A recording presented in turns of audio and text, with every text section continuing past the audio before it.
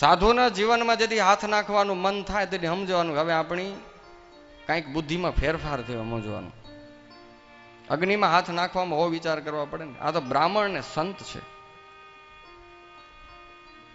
એટલા માટે તો મહારાજે કહી દીધું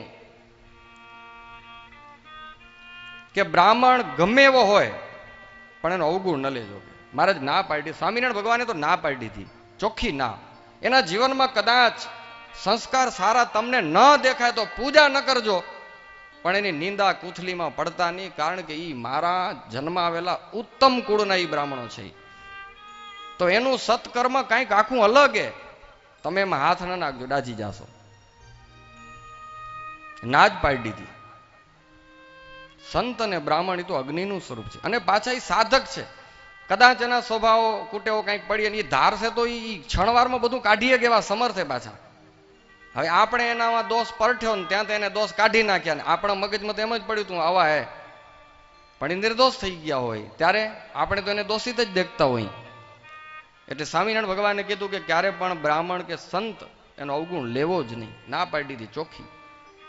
એના જીવનમાં કોઈ દિવસ હસ્તક્ષેપ કરજો જ નહીં.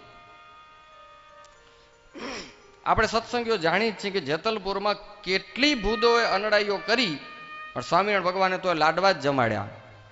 તો વર્ણાનામ શ્રેષ્ઠ હોય બ્રાહ્મણો, બસ દક્ષિણાઓ દો, જમાડો હોય. એ તો સ્વભાવ ઉપરનો હોય. બાકી ઈ જીવને બ્રાહ્મણને ઘરે જે જન્મ મળ્યો ને જીવ બહુ ઊંચો જ છે. આ તો ઉપરથી માયાની ધૂળ થોડીક જામી, એથી કરીને કોઈ ખરાબ થતો નથી. બહુ એના સત્કર્મ હોય ત્યારે જ બ્રાહ્મણને ઘરે જન્મ મળે. બહુ જન્મોના પુણ્ય હોય ત્યારે એને સાધુ થવા મળે. હો, આ સાધુ થવું સહેલું નથી. તમને ટ્રાય કર્યો તો કરો લ્યો. મહિનો ટ્રાય કરો, હાલો. જિંદગી નહીં, પરસો વર્ષે તઈને અનેક જન્મની બેલેન્સ હોય ત્યારે અહીંયા પગ મૂકવાનું મન થાય. અનેક જન્મના સત્કર્મો ત્યારે બ્રાહ્મણને ઘરે જન્મ મળે છે.